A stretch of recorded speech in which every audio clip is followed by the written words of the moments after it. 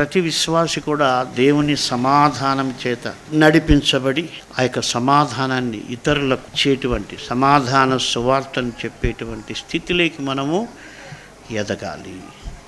ఇది అంత సులువేమి కాదు. కానీ ఒక్కటే, దేవుణ్ణి మనం అడిగితే, మంచి ఈవులు అడిగితే తప్పకుండా ఆయన ఇస్తాడన్న ఒక గ్యారంటీ ఉంది.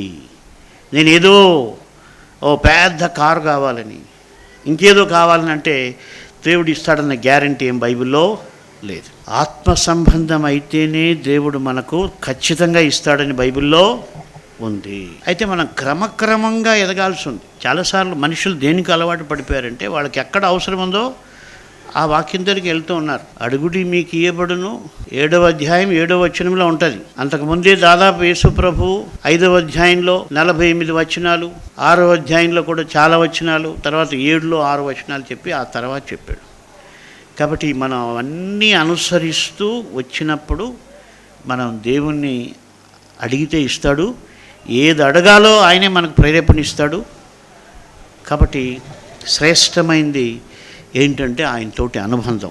నాకు తెలిసిందంతా కూడా